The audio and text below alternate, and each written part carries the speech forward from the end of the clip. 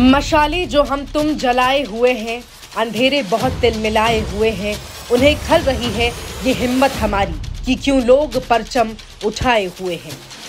सच की मशाल से लोकतंत्र का गला घोटने वाले तानाशाह सच में आज बहुत तिलमिलाए हुए हैं। लोकतंत्र के पहरेदारों के दिलों में दहकी हुई आग से सत्ता के बेलगाम पलाशों के मुंह तमतमाए हुए हैं।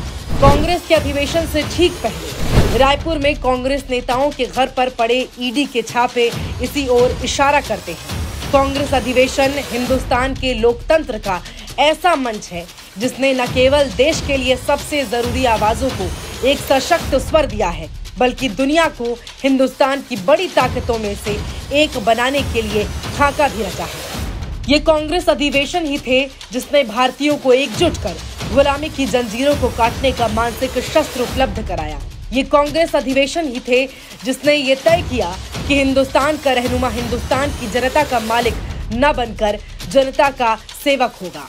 जनता उसका हाथ मरोड़ कर देश का हिसाब ले सकेगी। आज हम लोकतांत्रिक देश में रहते हैं। हमें दुनिया के कई लोकतांत्रिक देशों की तुलना में अधिक मौलिक अधिकार मिले हैं। हमारे नेता और अधिकारी हमारे प्रति जवाबदेह हैं। तो इन सब के पीछे कांग्रेस अधिवेशनों की भूमिका सबसे बड़ी है। साल 1885 के दिसंबर महीने में जब कांग्रेस का पहला अधिवेशन हो रहा था, तो वहां मौजूद तमाम महामानवों जैसे दादा भाई नौरोजी, फिरोज शाह मेहता, बदरुद्दीन तैयबजी, डब्ल्यू.सी. बनर्जी, सुरेंद्रनाथ बनर्जी, रमेश चंद्र दत्त को भी अंदेशा नहीं रहा होगा कि यही कांग्रेस एक दिन हिंदुस्तानी लोकतंत्र की आत्मा बन जाएगी। ये गुलाम भारत में कांग्रेस का पहला अधिवेशन था जब ये तय किया गया कि विभिन्न क्षेत्रों के भारतीयों को एक साथ लाने की आवश्यकता है। ये भारतीय राष्ट्रीय कांग्रेस का राष्ट्र निर्माण की प्रक्रिया को बढ़ावा देने की दिशा में पहला प्रयास था। कलकत्ता में हो रहे अधिवेशन में गुरुदेव रविंद्रनाथ टैगोर द्वारा पहली बार राष्ट्रीय गीत वंदे मातरम गाकर उत्तर से लेकर दक्षिण और पूरब से लेकर पश्चिम भारत के गौरव को अमली जामा पहनाने का काम किया गया। ये साल 1901 था जब कलकत्ता में हो रहे अधिवेशन के अध्यक्ष थे दीन शाई इवाचा।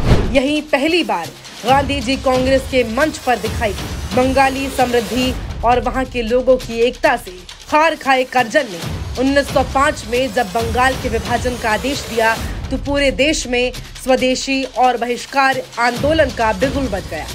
अंग्रेज घबरा गए और उन्हें विभाजन का फैसला वापस लेना पड़ा। इन आंदोलनों की रूपरेखा कांग्रेस अधिवेशन में गोखले जी की अध्यक्षता में ही तैयार किया गया था। 1906 के कांग्रेस अधिवेशन में स्वराज, बहिष्कार आंदोलन, स्वदेशी और राष्ट्रीय शिक्षा के प्रस्तावों को अपनाया गया, तो बाद में स्वतंत्रता आंदोलन के इतिहास में बहुत ही क्रांतिकारी साबित हुई। देशभक्ति के प्रमाण के तौर पर जन गण मन को मुद्दा बनाने वाली आरएसएस और भाजपा को मालूम होना चाहिए कि ये 1911 का कलकत्ता अधिवेशन ही था जब पहली बार जन गण मन गाया गया था। नवाबों के शहर लखनऊ में जब 1916 का अधिवेशन हुआ तो ये सहमति बनी कि देश की आजादी के लिए नरमपंथियों साथ आना बेहद आवश्यक है। यहीं लखनऊ पैक्ट पर हस्ताक्षर किया गया।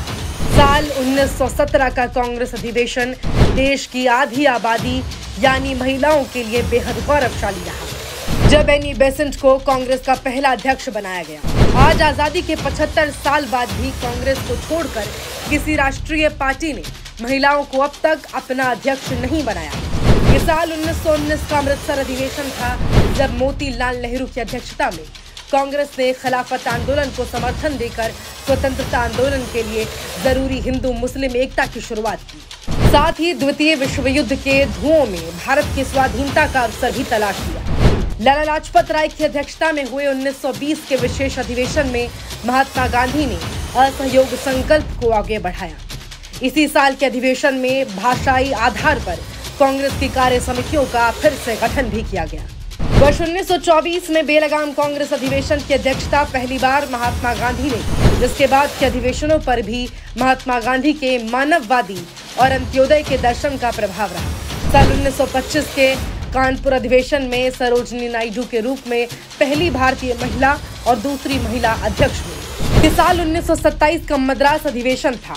Doctor M.A. अंसारी की अध्यक्षता में चीन, ईरान, मेसोपोटामिया में भारतीयों को इस्तेमाल किए जाने के खिलाफ प्रस्ताव पारित किया गया। इसी अधिवेशन में साइमन कमीशन के बहिष्कार के खिलाफ एक प्रस्ताव पारित कर पूर्ण स्वराज के संकल्प को अपनाया गया। वर्ष 1928 के कलकत्ता अधिवेशन में अध्यक्ष मोतीलाल नेहरू ने अखिल भारतीय युवा कांग्रेस का गठन किया, जिससे बाद में देश की राजनीति में महत्वपूर्ण भूमिका निभाई।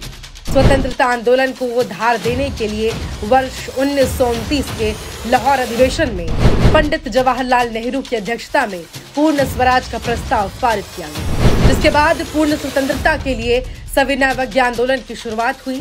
यहीं 26 जनवरी को स्वतंत्रता दिवस के रूप में मनाए जाने की घोषणा भी की।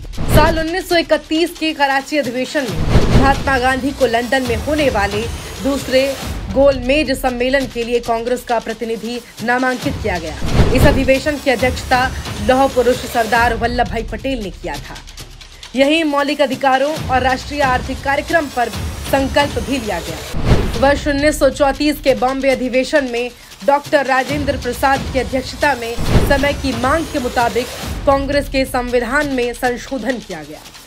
जवाहरलाल नेहरू भारतीय समाज में सामाजिक न्याय और सौहार्द के सबसे बड़े पक्षधर थे। साल 1936 के लखनऊ अधिवेशन में अध्यक्ष पंडित जवाहरलाल नेहरू ने समाजवादी विचारों को प्रोत्साहन दिया। साल 1937 का अधिवेशन ग्रामीण चिंतन और स्थानीय विकास के लिहाज से बेहद महत्वपूर्ण था।